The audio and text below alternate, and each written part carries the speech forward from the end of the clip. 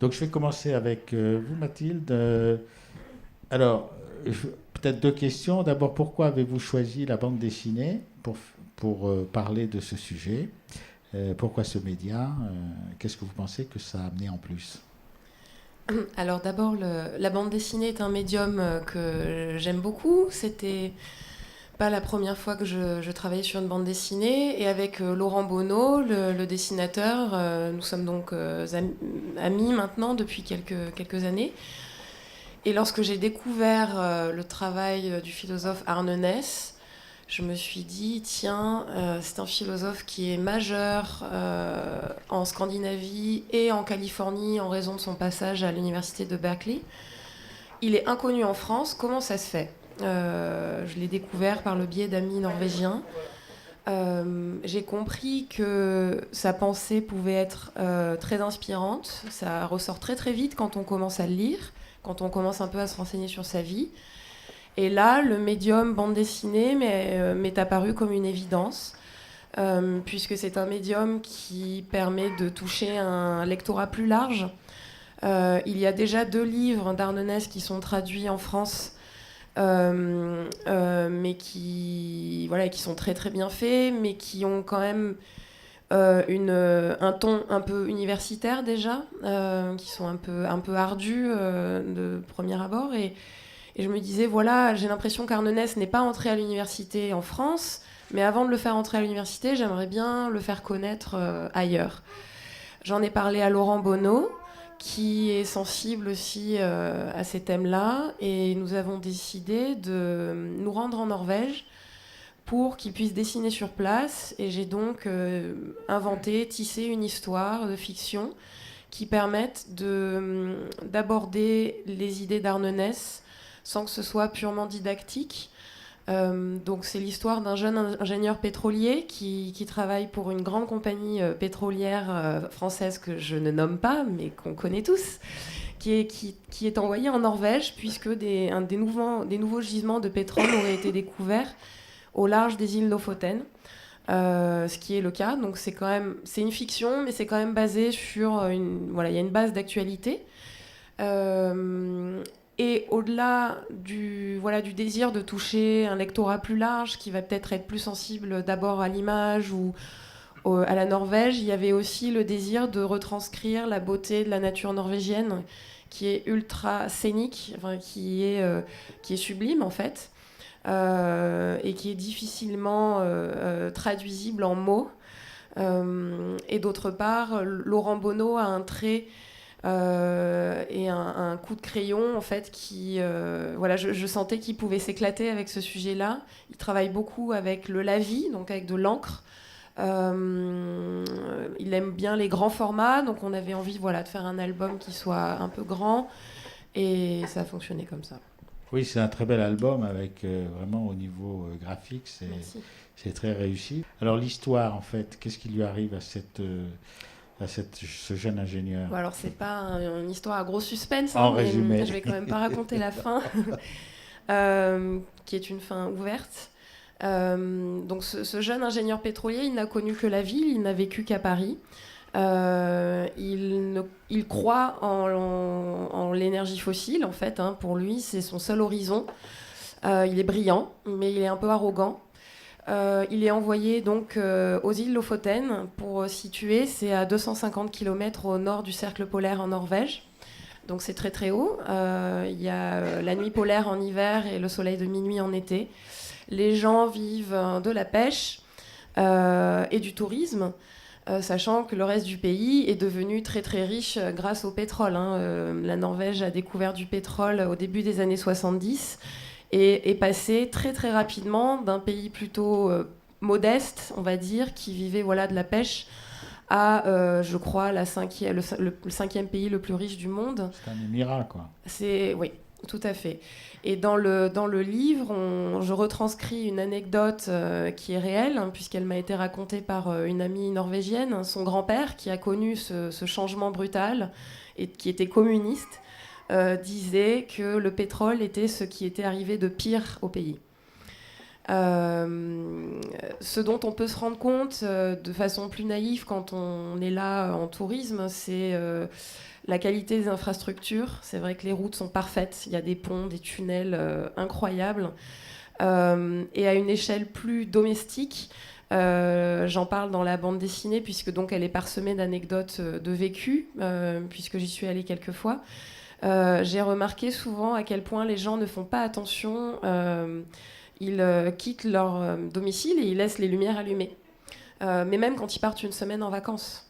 Et c'est pas pour, je sais pas, éviter un cambriolage. C'est juste parce que ils ont trop d'énergie, ils savent pas quoi en faire. Pour eux, c'est pas une chose précieuse. Alors là, je parle de la classe moyenne, on va dire. Mais j'ai vu que c'était assez répandu. Et donc, pour en revenir au livre, ce jeune ingénieur pétrolier arrive là-bas, il connaît pas du tout le Grand Nord, et il est frappé assez vite en fait par la beauté de la nature et sa cruauté aussi. C'est une nature sans compromis, avec laquelle les Norvégiens ont appris à grandir, mais lui, c'est pas son cas. Les Norvégiens ont une sorte de philosophie, de culture qui s'appelle la friluftsliv, qui veut dire la vie en plein air. C'est-à-dire que les enfants apprennent très jeunes à vivre et à se comporter en nature sauvage. Donc, comment faire du feu, comment ne pas laisser de traces, comment dormir à la belle étoile, comment se protéger du froid, etc. J'ai pu constater moi-même que mes amis norvégiens sont très très à l'aise avec ça, beaucoup plus que nous en France en moyenne. Et donc notre jeune héros va cheminer comme ça au fil des pages avec ses conflits intérieurs, c'est-à-dire entre sa foi dans le pétrole et les énergies fossiles, qui est aussi son gagne-pain et sa passion, et ce qu'il va découvrir au fur et à mesure, c'est-à-dire le scepticisme des gens, des locaux qui ont peur de l'installation prochaine et probable d'une plateforme pétrolière. On ne va pas raconter tout le livre. Non. Donc le titre, Il foula la terre avec légèreté, donc c'est une référence directe à Arnénès. Donc qu'est-ce que c'est que cette écologie profonde et qu'est-ce que c'est que cette philosophie? Et pourquoi c'est intéressant de se plonger dedans aujourd'hui avec les problèmes qu'on rencontre? Dans ce livre, on cite souvent Arnénès. En fait, on a distillé quelques-unes de ses pensées. Et le titre même, Et il foula la terre avec légèreté, c'est l'un de ses proverbes préférés, en fait. C'est-à-dire que lui, un peu à la manière de Pierre Rabhi qui appelle à une sobriété heureuse, Arnénès, lui, invitait les gens à fouler la terre avec légèreté. Et il y a un double sens dans cette phrase. C'est-à-dire à la fois à vivre sur Terre sans laisser de traces, donc en étant responsable, mais en même temps en sachant rester joyeux et donc mener une vie légère, même au sens épicurien du terme. Il était lui-même, il adorait la vie, il est mort à 97 ans en 2009, et jusqu'à la fin de sa vie, il est resté curieux, amusé par la vie. Il a énormément voyagé, il a eu 1000 vies. Et dans mon livre paru chez Actes Sud, là, plus récemment en octobre, j'ai voulu aborder sa philosophie, la dévoiler par le biais de sa biographie. Puisqu'il incarne, pour moi, c'est vraiment un vrai philosophe, dans le sens où il a mené une vie philosophique. Il a mené une vie qui était en accord avec ses idées, mais sans pour autant en faire un dogme. Donc, il est très inspirant. Je pense qu'aujourd'hui, particulièrement pour les jeunes, c'est une lecture qui peut soulager du souci qu'on se fait. Il était certes alarmiste, il était quand même dès les années 70, il tirait la sonnette d'alarme, mais à le lire, on comprend que on peut aussi être acteur du changement et qu'on a le droit de se faire plaisir. Il disait qu'on ne sera cohérent de toute façon qu'une fois mort. Ah oui. Donc c'est pas très grave si on prend l'avion pour voyager ou si on a une voiture parce qu'on en a absolument besoin. On a le droit à quelques vices. Il appelait ça des vices quand même. Mais lui-même, par exemple, quand qu'il voulait se faire plaisir parce qu'il était alpiniste et qu'il allait accompagner une mission d'alpinisme, et ben, il en profitait pour faire quelque chose pour les Sherpas. Il en profitait pour s'arrêter en chemin et donner une conférence. Voilà, c'est un petit exemple comme ça anodin. Mais l'étude de sa vie permet de se rendre compte qu'on a le droit finalement d'être préoccupé, d'être sensibilisé, mais qu'on peut quand même jouir de la vie et croire de nouveau en l'avenir en fait. Alors, c'est quoi les grands traits de sa philosophie, finalement, au-delà de ça? Oui, alors dans les années, tout début des années 70, il a déjà 60 ans, il lit Le Printemps silencieux de Rachel Carson, qui lui fait comme un choc. Sachant qu'à l'époque, il a déjà construit, depuis une quarantaine d'années, à l'âge de 20 ans, il avait construit une cabane sur un haut plateau entre Oslo et Bergen, où il se réfugiait très souvent pour marcher, méditer, écrire. Et là, il lit ce livre et il commence à écrire dans sa cabane les grandes lignes de ce qu'il va appeler l'écologie profonde. Donc pourquoi profonde ? Tout simplement parce que c'est en opposition avec ce qu'il nomme l'écologie superficielle, qui est en fait l'écologie pansement, la solution des pompiers qui viennent éteindre le feu, et qui est en l'occurrence l'écologie des gouvernements en Occident, qui vise à réparer les conneries qu'on a pu faire par le passé et à réfléchir finalement à court terme. Et selon lui, avant tout pour le bien-être des populations aisées en Occident. Donc l'écologie profonde, elle, propose plutôt une réflexion fondamentale qui part de la philosophie et qui invite avant tout, en premier lieu, à repenser le lien de l'homme avec la nature, c'est-à-dire de cesser de penser la nature comme un outil, de cesser, en somme, d'avoir une vision anthropocentrée, et non pas de faire passer la nature, les intérêts de la nature avant ceux de l'homme, tel que ça a pu lui être reproché, je peux en parler après, mais de comprendre que les intérêts de la nature sont les intérêts de l'homme. Donc une vision comme ça, qui englobante en fait. Il parle d'un grand tout, qu'il appelle aussi le soi, avec un S majuscule. Donc là, on sent aussi un peu, c'est l'inspiration psychanalytique, parce qu'il était à Vienne dans les années 30, avant que ça devienne trop chaud en Autriche. Et il s'est fait analyser par l'un des disciples de Freud. Il a failli devenir psychanalyste. Donc il y a aussi dans son œuvre beaucoup de traces comme ça de développement personnel, de psychologie, de linguistique aussi. Et ce qui est, voilà, c'est assez plaisant aussi de voir que l'écologie profonde tisse des liens avec beaucoup de matières des sciences humaines. L'un de ses propos majeurs aussi, c'est de dire que finalement toutes les sciences auraient intérêt à travailler ensemble, qu'il n'y a pas de sciences dures et de sciences humaines, mais que toutes se valent pour ça. Et l'écologie profonde, il a explicité en fait les 8 axes majeurs en 8 points qui ont été publiés pour la première fois dans un article en 1973. Alors je les connais pas tous par cœur, mais ils sont dans le livre et dans la bande dessinée. Je vais pas vous les lire, mais en gros, parmi ces 8 points, dans les fondements, il y a cesser de penser le monde comme une entité multifacette, anthropocentrée, c'est-à-dire cesser de penser le monde comme à nos pieds. Ça, en l'occurrence, c'est exactement l'inverse de ce que nous dit un verset de la Bible.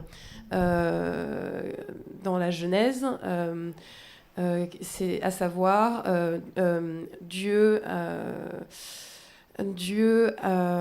a ordonné à l'homme, alors ordonné peut-être pas le verbe, mais ordonné à l'homme, emplissez la terre, dominez tous les poissons de la mer, tous les animaux de la terre et multipliez. Voilà. Donc déjà là il y a la matrice de ce qui deviendra plus tard cette vision anthropocentrée. Est-ce qu'il a pas été, est-ce qu'il a été prophète en son pays? Puis finalement, bon, il est assez connu aux États-Unis, vous dites en Californie, chez lui.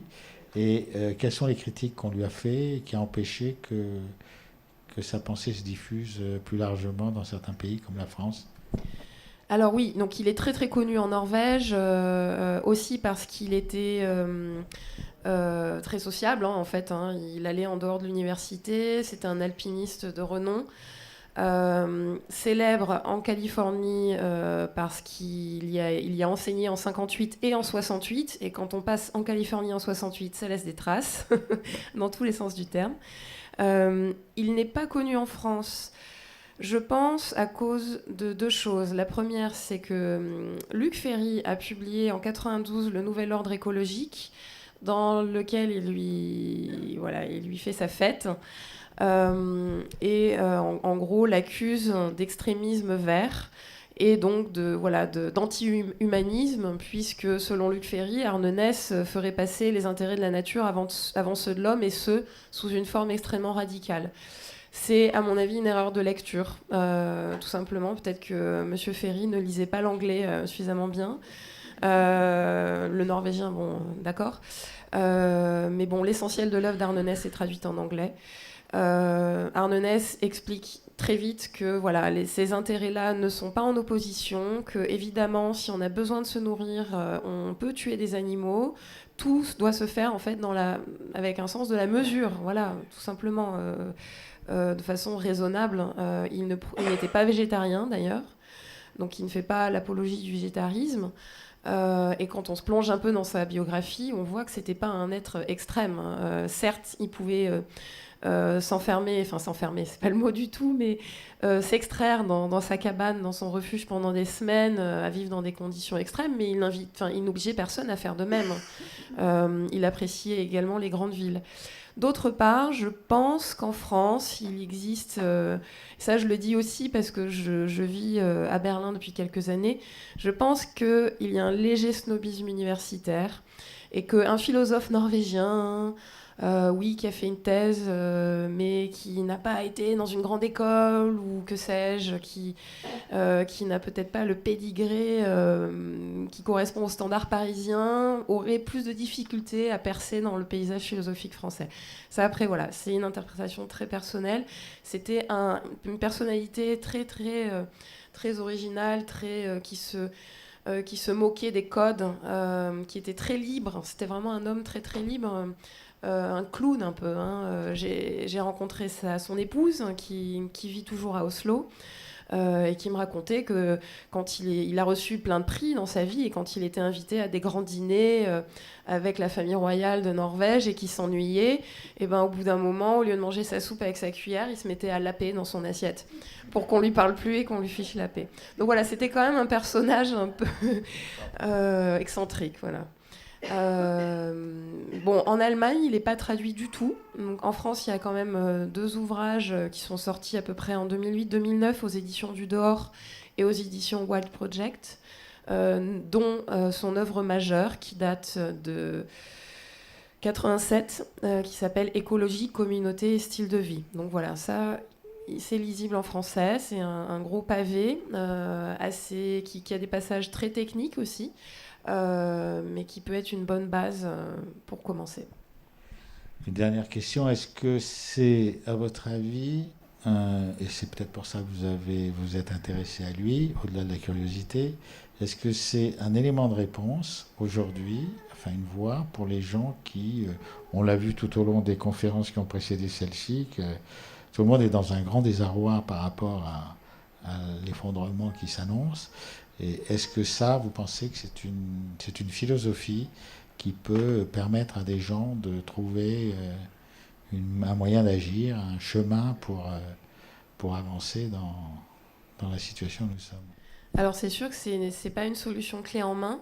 Et lui-même, il avoue à la fin de sa vie que sa philosophie est incomplète, mais qu'il espère avoir ouvert une voie. Personnellement, après l'avoir lu, c'est le sentiment que j'ai eu. C'est-à-dire que moi, ça m'a fait comme un déclic. Ça donne pas des clés concrètes pour agir. Hein, c'est pas une méthode. mais ça donne des clés pour penser et pour s'apaiser un petit peu aussi, parce qu'on en a besoin quand même. Je pense qu'il a tout à fait sa place dans les contributions au changement aujourd'hui. C'est dommage qu'il ne soit plus là. C'est dommage qu'il ne puisse pas nous accompagner un peu plus loin dans la crise que nous entamons. Mais c'est une philosophie que je conseillerais vivement à tout le monde, de tout âge. Et oui, comme un premier pas peut-être, ou un compagnon de route pour un peu plus longtemps. Merci Mathilde. On aura des questions à vous poser après. Je vais me tourner vers Vincent. Non, Vincent, c'est un autre sujet. Bon, c'est plus concret. Donc, le poids du clic. Donc, vous avez choisi l'humour pour nous parler des ravages du numérique. Pourquoi la bande dessinée alors, puisque c'est votre métier? Vous êtes chercheur. Moi, je suis chercheur, mais pour une fois, j'avais envie qu'on lise mes articles. Donc, parce que j'en avais assez de faire des articles que personne lisait, simplement pour avoir un indicateur et pour faire comme tous les chercheurs et pour rentrer dans le moule. Et en fait, non, c'est vraiment un hasard, une rencontre. J'étais pour les Rochelais, hein, ma compagne travaille à la librairie Greffine, et un jour elle me demande d'animer une table ronde avec Franck Bourgeron, qui s'avère être le rédac chef et un dessinateur, un très bon dessinateur aussi de BD, qui est le rédacteur en chef de la revue dessinée. Et puis on va manger à la fin de la table ronde, et il me dit qu'est-ce que tu fais toi? Et je dis moi, dans mon cercle universitaire assez restreint, je m'intéresse à plein de choses, et en particulier au numérique responsable, à l'impact environnemental du numérique. Et il me dit, il y a un impact environnemental au numérique? Et je dis, oui, effectivement, oui, il y en a un. Ça, c'était il y a déjà 2-3 ans. Et puis, donc, je lui explique un peu, il me dit, écoute, envoie-moi un pitch, et puis on verra ce qu'on peut faire. Donc, le challenge m'intéresse énormément.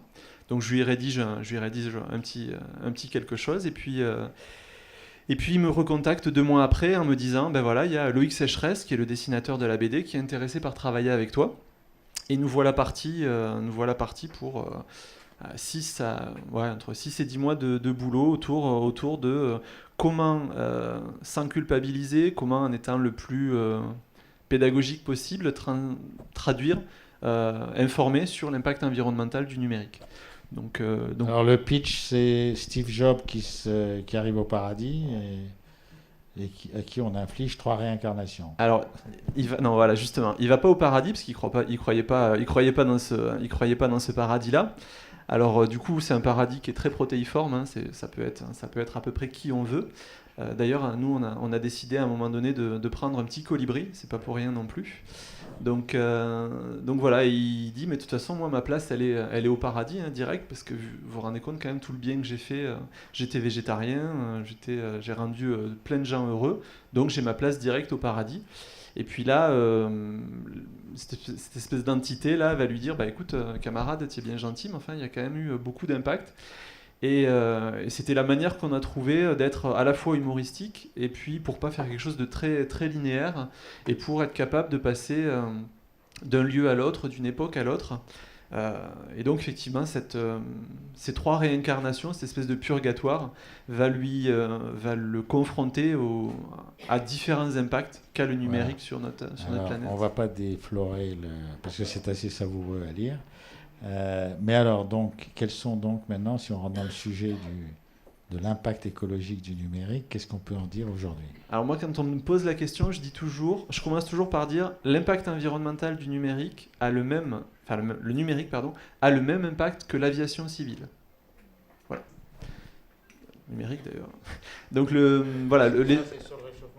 ça c'est sur le réchauffement climatique, la production de gaz à effet de serre, l'épuisement des ressources et des terres rares, on en parlait tout à l'heure.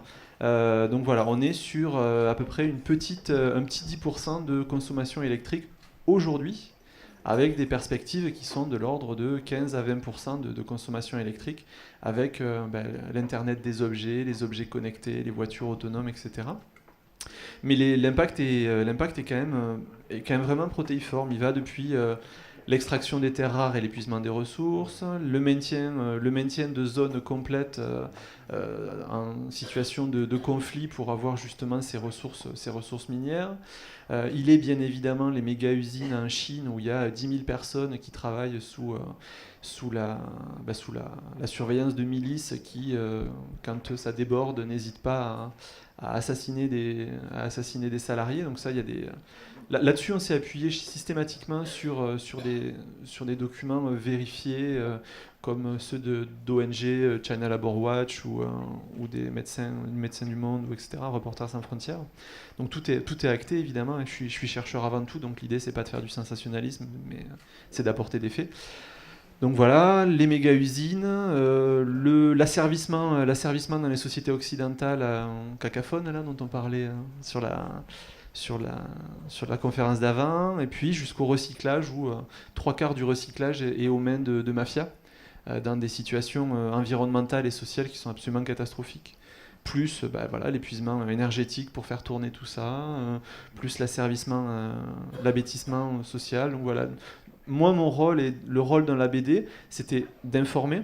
On a aussi proposé des solutions à la fin, parce que c'était pas simplement de vous envoyer direct chez le pharmacien pour prendre du Lexomil, mais c'était aussi d'apporter quelques solutions, et puis surtout d'essayer de faire comprendre que au niveau de la voiture, tout le monde sait maintenant qu'il ne faut pas prendre sa voiture pour aller acheter son pain à 50 mètres, mais des fois vous le faites et on le fait tous. L'idée, c'était pas de culpabiliser, mais c'était de responsabiliser pour dire oui, il y a un poids. Le numérique à l'heure actuelle, c'est très virtuel, mais il y a des impacts qui sont très réels. Donc, alors, dans l'usage quotidien qu'on fait, quels sont les comportements les plus catastrophiques en fait? Le renouvellement immodéré du matériel. On va dire, si je dois en citer qu'un, c'est celui-là. À l'heure actuelle, on est dans des sociétés où le téléphone change tous les 18 mois, les ordinateurs tous les 4 à 5 ans, simplement parce qu'il rame, il avance plus, il y a une promotion, etc. C'est un peu comme si vous aviez une voiture et parce qu'elle était sale, vous la changiez. On est à peu près sur les mêmes... Donc ça, c'est vraiment le plus gros point, c'est faire durer. Il y a un système, c'est on tourne toujours autour des mêmes problématiques, hein, c'est la consommation. Acheter pour acheter ne sert à rien. Des fois, il suffit d'acheter du bon matériel qui a été reconditionné, donc matériel d'occasion. Il y a vraiment toute une économie de l'occasion et de réparer soi-même qui est à creuser. Là, on en est sorti, mais à une époque, vous achetiez votre téléphone portable pour 1 euro.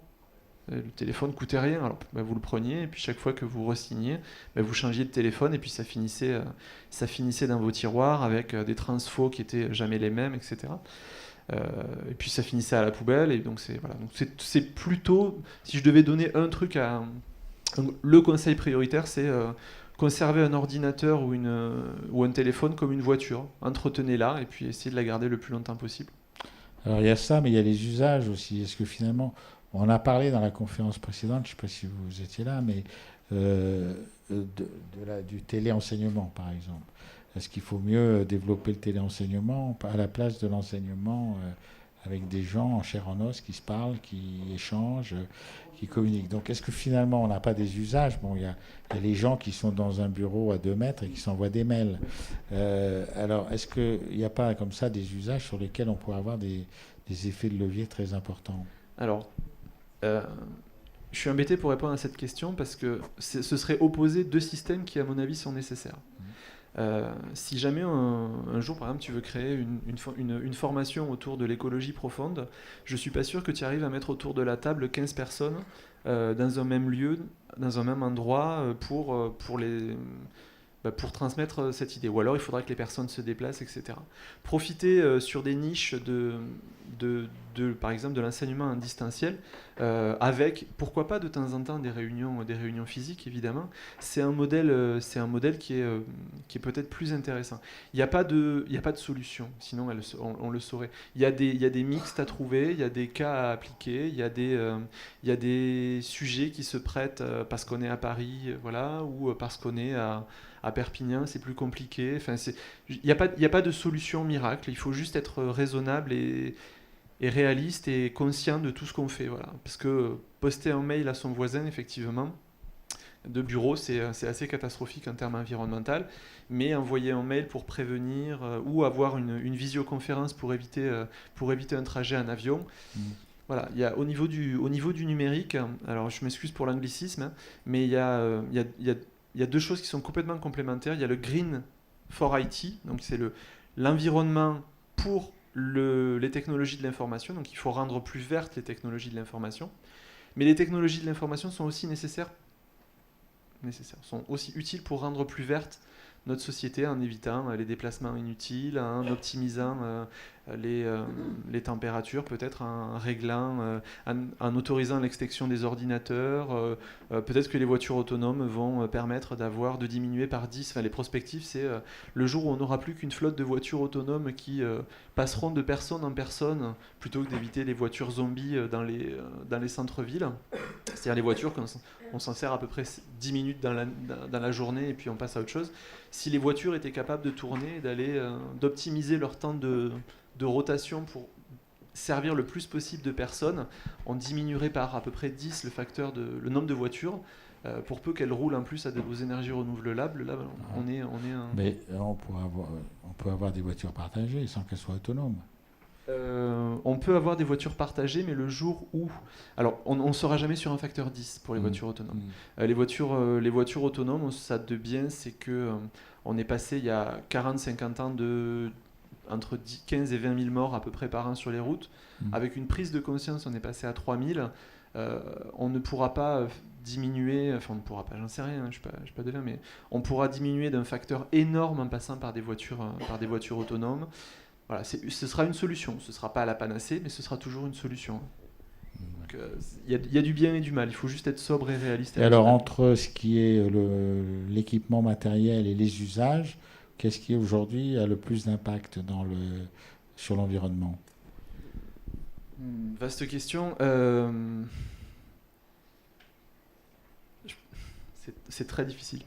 Parce que l'achat d'un ordinateur va impacter l'environnement au niveau des terres rares et au niveau de l'énergie grise pour la concevoir. C'est-à-dire que dans l'utilisation que font les gens de leur matériel informatique, ça ne dépassera jamais l'énergie nécessaire à la réalisation et à la fabrication d'un tel produit. Donc, il faut agir sur les deux. C'est très difficile. Hein. Est-ce qu'il vaut mieux construire une voiture, changer de voiture pour passer à une voiture hybride ou conserver le plus longtemps possible sa voiture diesel ? Il n'y a pas de réponse toute faite. Les deux polluent. Voilà. Les deux ont un impact sur la nature. Il faut être réaliste et raisonnable. Je n'aurai pas de réponse concrète en disant c'est ça. Voilà. C'est pas, Alors, l'écologie profonde, si on l'appliquait à l'informatique, ça donnerait quoi ? Là, hélas, on n'a pas du tout... Pardon, je suis un peu enrhumée. On n'a pas du tout l'avis d'Arnaud Ness là-dessus, puisqu'il n'a pas vécu le virage du numérique. Il a toujours écrit à la main et sur machine à écrire. Mais lui, il prônait beaucoup aussi les solutions locales, l'organisation en communauté, le partage de services. Quand je dis partage de services, je ne parle pas de Airbnb, Uber et compagnie, évidemment.